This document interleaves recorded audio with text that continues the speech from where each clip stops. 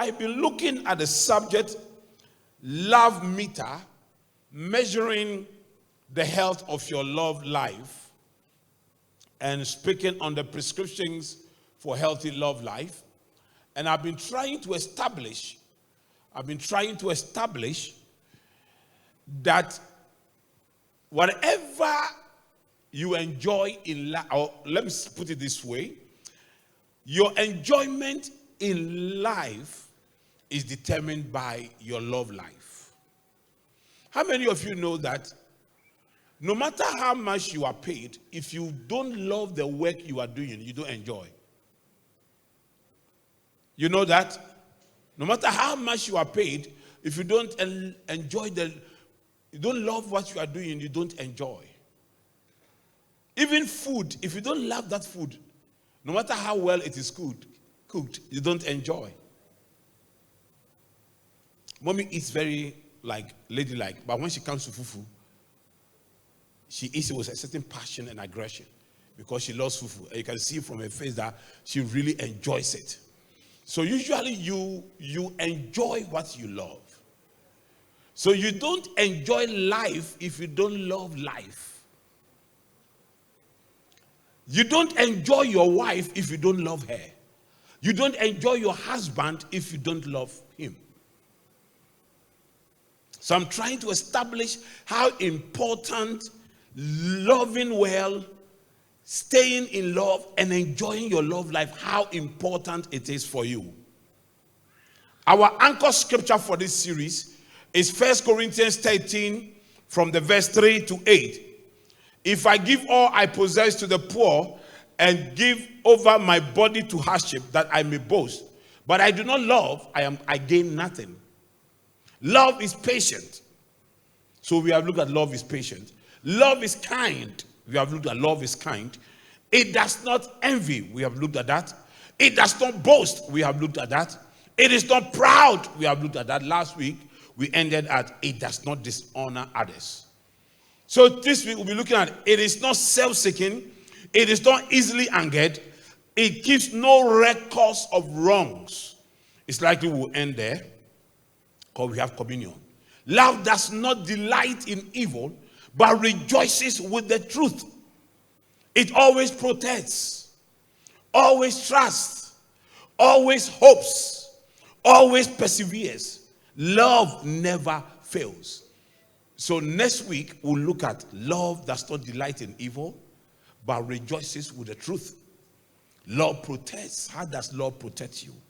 Always trusts, always hopes, and always perseveres. Today, allow me to just share from Love is Not Self-Seeking. Audiovisual, that is slide 14. So we are trying to say that these are the things you see in your love life that tells you that you are really in true love. And the person you are dating or married to truly loves you. So love is not self-seeking. Love is not self-seeking. Proverbs 18 and the verse 1 says, an unfriendly person pursues selfish ends, and against all sound judgment starts a quarrel. How do you perceive in love pursue selfish ends? Sometimes our reason for getting married actually forms the basis of how selfless we will be or how selfish we will be in love. So take, for instance, you're a man, you are growing, and your mother tells you, akwasi yanawario nese unyamba me penananom akwasi marry, I want grandchildren. You enter into marriage looking for a baby making machine. That would be the reason why you are marrying. Your mother is putting pressure on you. I want grandchildren, marry.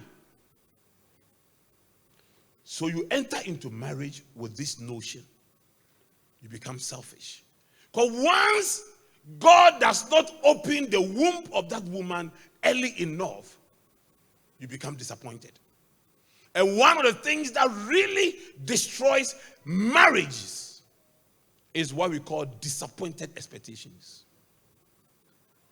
So you are dating a guy who is telling you, my mother wants grandchildren, I am growing, I want a child, so let's marry. That is a wrong motive for wanting to get into marriage. Because marriage is more than children. Whilst children are a blessing from the Lord, it should not be the ultimate reason for wanting to marry. I told you when I met mommy told me, doctor says I may not be able to give birth. I said, I'm not in love with you because of children. I'm in love with you because of you. God bless us 2 years after the marriage, bless us with children. But if that had not happened, I would still have been in love with her. Because I did not marry because of children. I went in with a selfless mindset. I am in love with this girl and I'm going to marry her. Sometimes a woman can be told by the parents, yeah,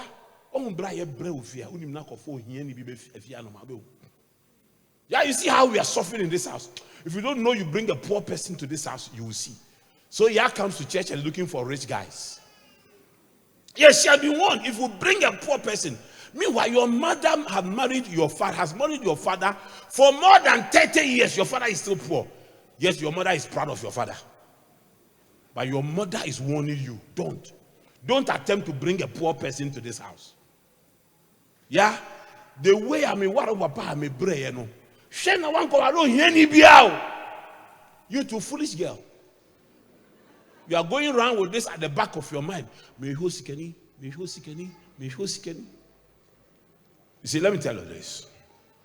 Most men become successful in the latter part of their lives. Not the latter part, but when they mature. From 30, 35, 40. In fact, it's established that most men become successful around 45. So if you despise that young man today, around 45, you will see him and say, hey, Erade. Minsira Bome. Are you here? I've told you my story when I met mommy.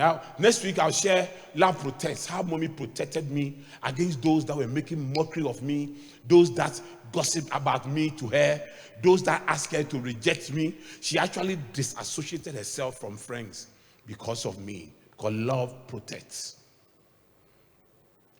If mommy had rejected me on the basis of the fact that I was a poor young man, today she would have seen me on TV and would have regretted. Say, wow.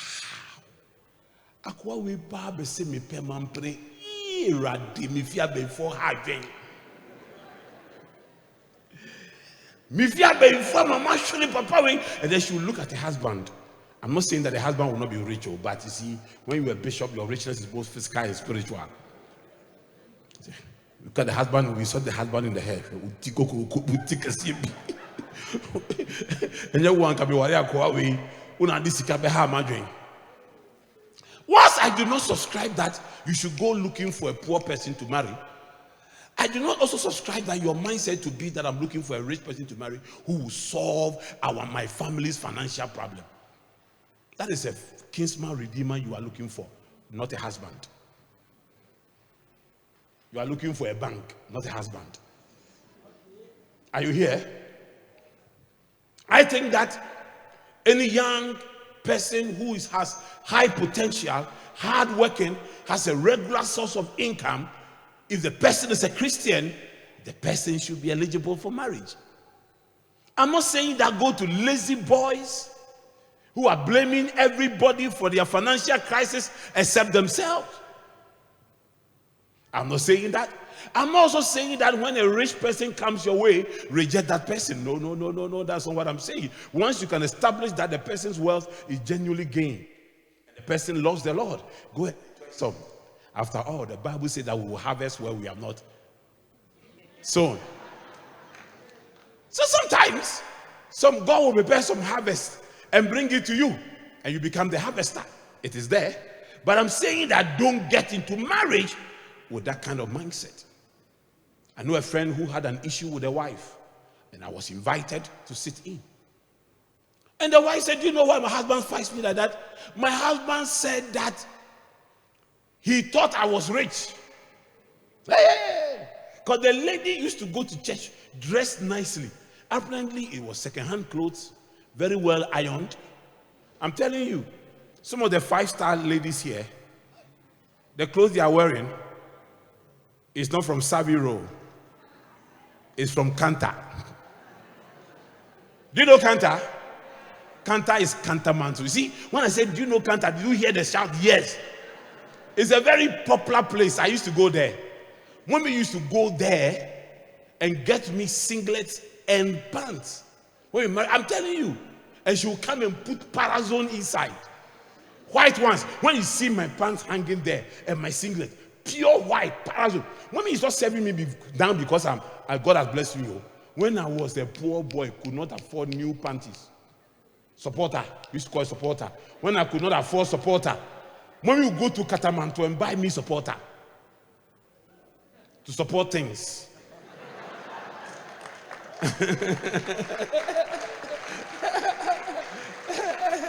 Hey, she has to support her thing. Yeah. White ones. Hey, when you come to a house and you see the way my singlet white, boxers white, supporters white, there, you think some rich man has just moved to this area. Canter on the market.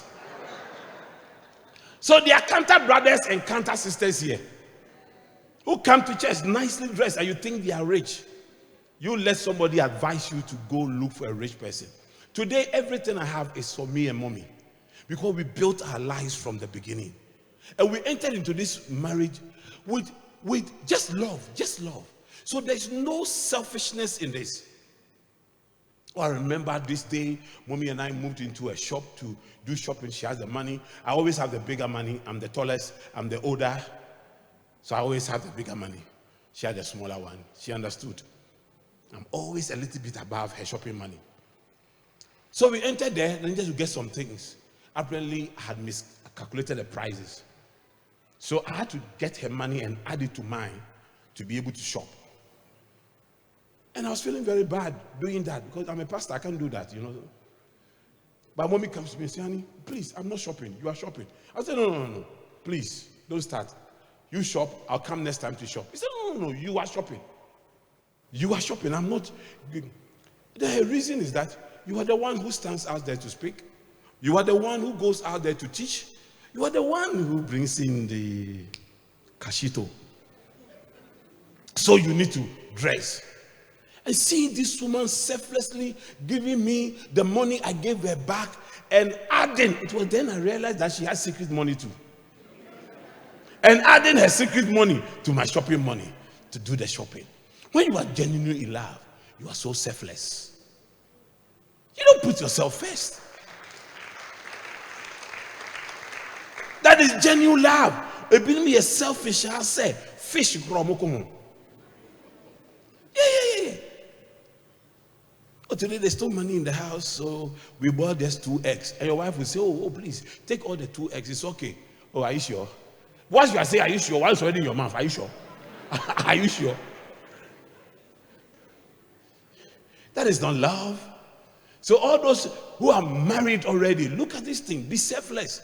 And the more selfless you are, the more selfless your partner becomes. And those who are yet to marry, please watch that person. See how the person tries to control everything, and all the relationship revolves around the person. If you want to go and eat somewhere, it's where she eats her favorite food. If you have to go and watch a movie, she wants to watch her favorite movie, or he wants to watch his favorite movie.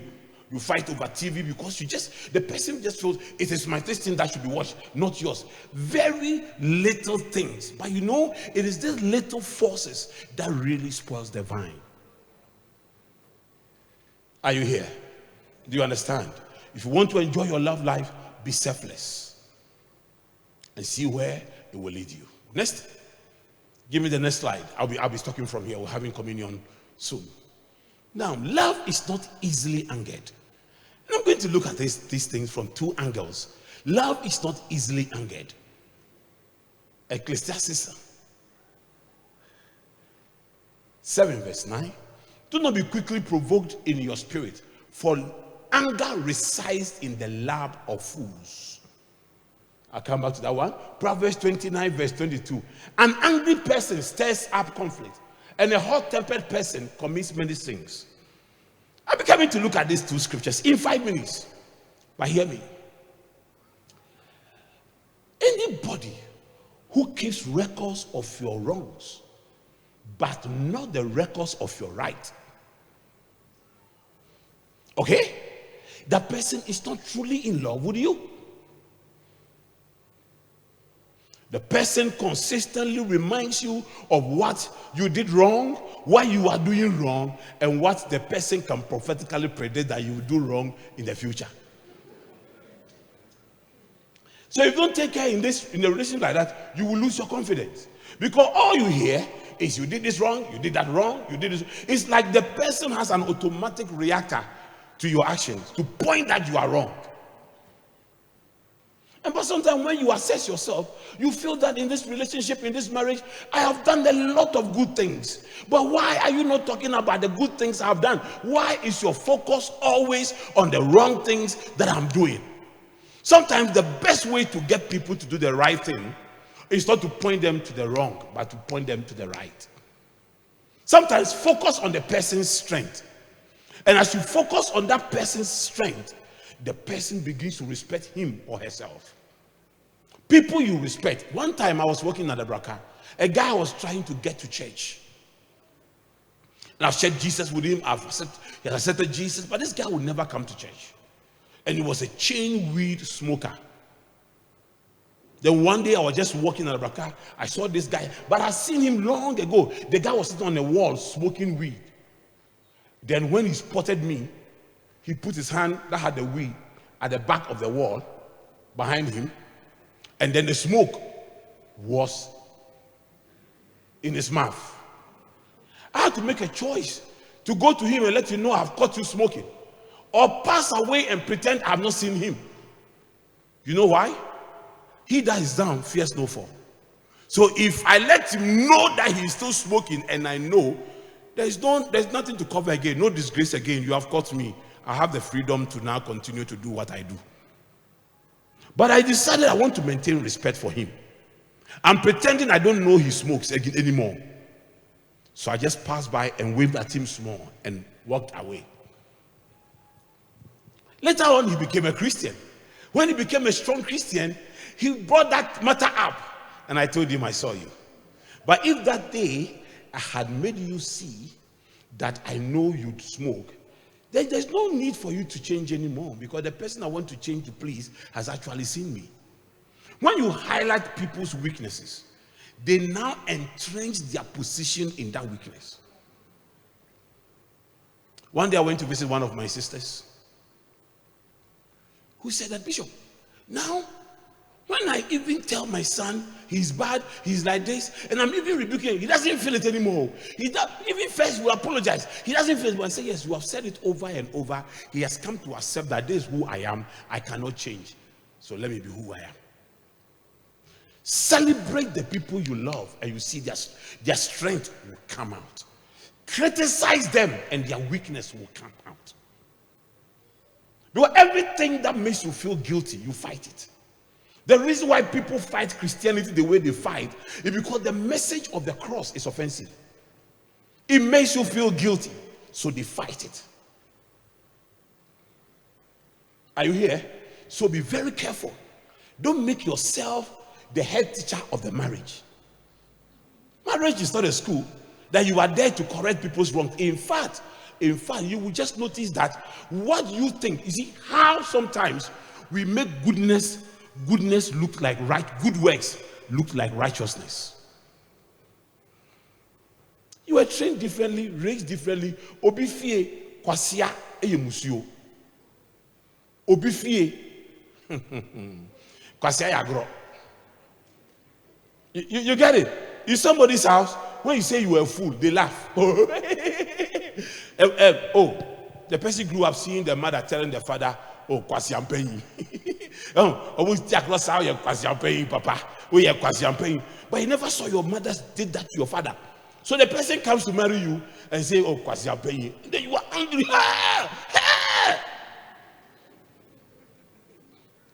Are you here? You need to know where people are actually victims of their behaviors, victims of their circumstances. People have formed habits for so many years before meeting you. You need to give them time and space to change. The best way to change a person is not to criticize the person, but to focus on the person's strength and celebrate the person's strength. Some people may never recover from their weakness. They can only get a bit better. Some people can be lazy all their lives. No matter what you say, if they become hard workers, they become averagely an average hard worker. It's like somebody who is weak in English. No matter what you do, if you want the person to move from F to A, you're going to stretch the person, work the person to get C, at least an entry qualification.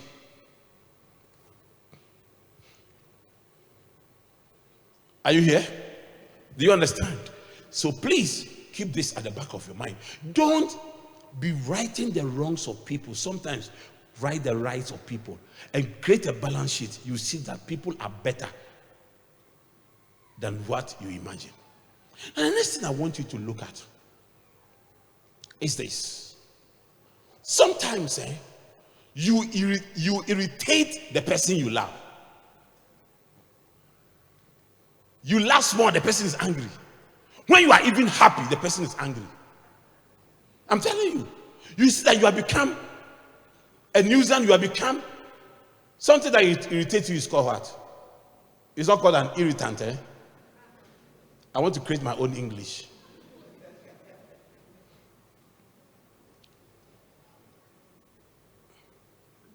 A nuisance. Hey. So sometimes you can see a husband whose wife irritates the man. Hey! You are driving with him, you are smiling. Now, smile is here. We saw smiling here. Didn't think I was smiling. Hey! He's just angry. He's easily angered. He has fallen out of love. I'm telling you. You sneeze. Sneezing is this thing. Jimmy.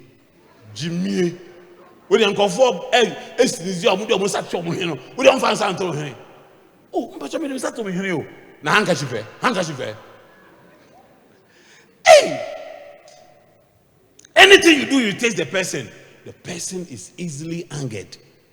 But love is not easily angered. Oba under them on anything. Oh. Ye bobo with him share. Go! But what you mo? What you ade.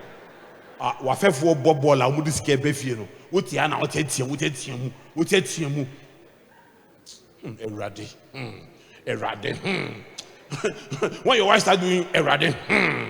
Especially if the person shakes herself. Remember, Pachopa. That's over that altar is 21 days. And that's over for our bag of room. Oba don't tell you.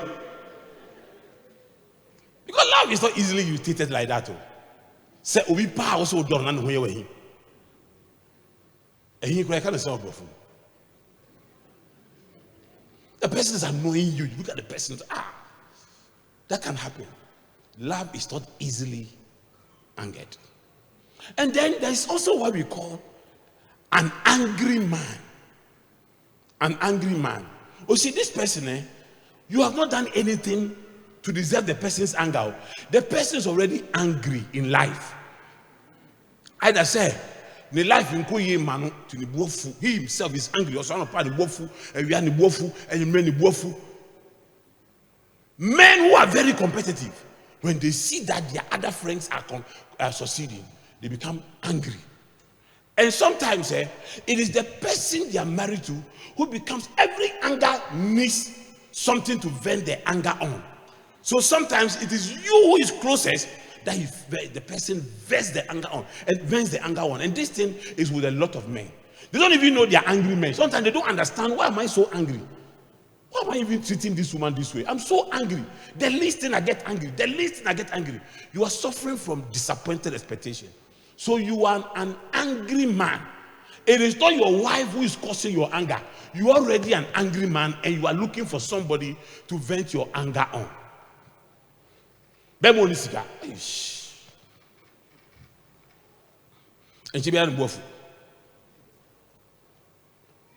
And it's not you who is causing the financial crisis. So there was a friend of mine. When we came to this area earlier on, he became my friend. Anytime he came to me, I shared how the church was growing. We were just a small church, but the Lord had been gracious to us. We were growing. Every Sunday, we should expect the number to move on. After the new series, people were coming in. I was sharing with this friend. We were both strugglers. And I started easing myself from the struggles. So I was sharing with him.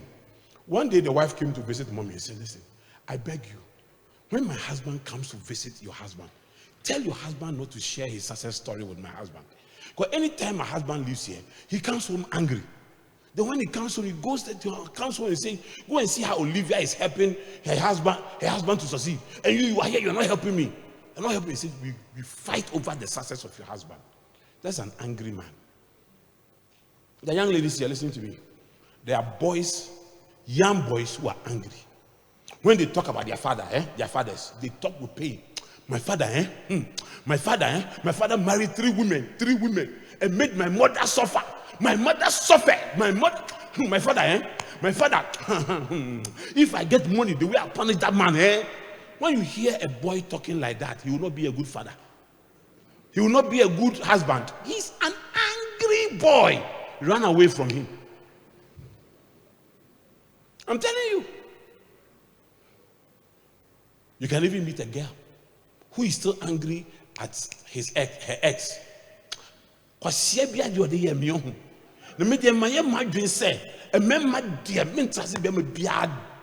will never trust any man. I will never. And a girl is telling you this. And I say, oh, babe, for me, I'm a good man, though. Oh, babe. Walk away. Is it the only woman in this world? Allow her to heal herself. She's not healed. She's angry. She will carry the wounds of the past into your fresh relationship, and you have to nurse a wound from the beginning of a relationship. Ade, we are doctor. Ekura etu I born. Now te hona ye. Babe. Let's on a babe. Are you here? Stepchildren. Then the man you are going out with is so angry against their step siblings. You have to watch it. People are angry against their sisters and brothers. Sometimes even one mother, one father. My brother, my sister. Hey, I will never do this. When you hear people who did not come from a united family, a functional family, and they are walking into your life, note that the understanding of family is bitterness and war. And they will do the same thing. Your brother you grew up with nicely from a good home, your parents raised you well, and you love each other. Now your brother comes to your house and your husband is like, when is your brother going? No, I'm not going to labor for another man to chop. He must go tomorrow. Oh, I can see, my brother.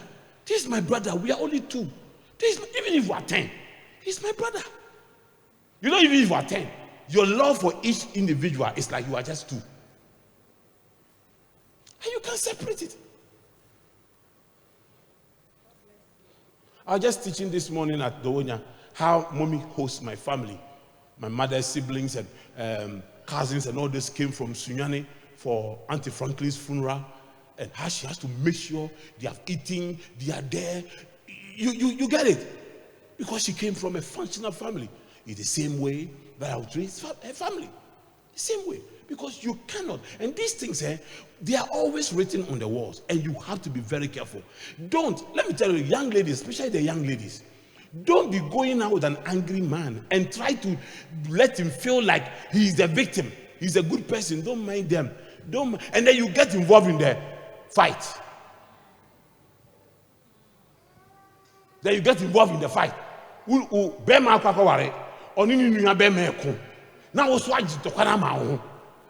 who are you? Where did you come from? Where did you come from? It's stupidity. And then hear this. Hear this. Do not be quickly be provoked in your spirit, for anger resides in the lap of fools. If we see any man who is easily provoked into anger, any woman who is easily provoked into anger, that person is a lieutenant general in foolishness.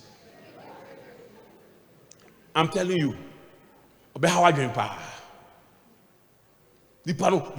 the person. And they go from a person. We are not by patches. We have a problem with. I'm quick-tempered. Forgive me and pray for me. Catch it and say, "Bra, the patcho, Bishop, no more prayer man. Anger ne kwa no abania continue. I'm not going to be your prayer warrior for your anger. Hey." Yendu baby, yendu baby. One me prayer list ni negative. Me pemba bompaye mami. Makoma ha me bompaye mami. Midi hia bompaye mami. Aden ma bompaye mami. All the prayer list ni na your wrong prayer list. Now so you like more declare fasting, not be good one. Ready.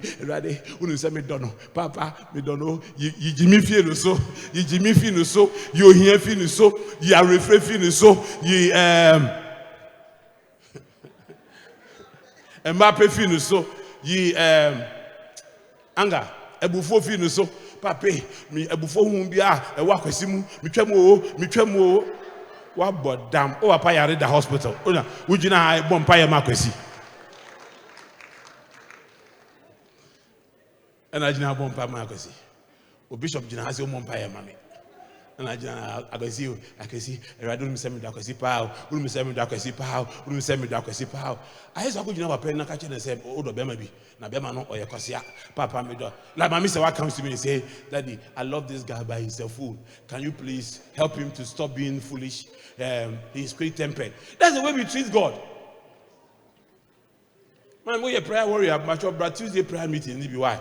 Prayer warrior, so we share Tuesday. Nasakwano, Janimani Mameli Baba. I'm not. You are not going to meet a perfect person in life. You are not. But there are some imperfection that you cannot perfect easily.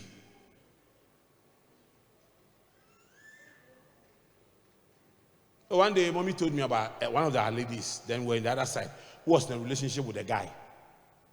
And mommy was scared for the lady. I said, "No, this lady, leave her. This lady is a street lady. He can deal with that guy. The guy is from the street. She's from the street. He will deal with that guy." So you protect the vulnerable. If you meet street boy and you are, or like a playboy meeting a slave queen, God will be laughing in heaven. Because when thief, God they laugh. The first one who said it was my brother. He said it years ago to me. Okay, finally, so we can take communion and we go. Next one. Love does not keep records of. Oh, we have said this before. How we? Okay. Life is not easily angered. Okay. Love does not keep records of wrongs. Hatred stirs up conflict, but love covers all wrongs. I've said this before. My earlier submission and the anger. Love covers all wrongs. But you know what? Love does not record wrongs. Love will rather discuss it. So don't allow people to keep records of your wrongs. The person buys a diary, and when you bought the person a jewel, she did not write it. But when you forgot to buy her a card on the next birthday, she wrote it. That is not love. That is not love. I'm better than who you think I am. I've said it before. Celebrate the strength of the people you love. Love celebrates strength. It does not highlight weaknesses, but celebrates strength. Thank you all very much for spending time with me today. God bless you. God bless you. God bless you. Rise on your feet. Let's pray for your love life. Let's pray for your love life. Lift up your two hands. Begin to pray. Ask the Lord, Father, help me to find love, stay in love, and enjoy love. Also pray that, Lord, help me. Lift up your voice. Help me, Lord, to make my love life better. Let the agape love of God come into my marriage. Lift up your voice and pray. Lift up your voice and pray.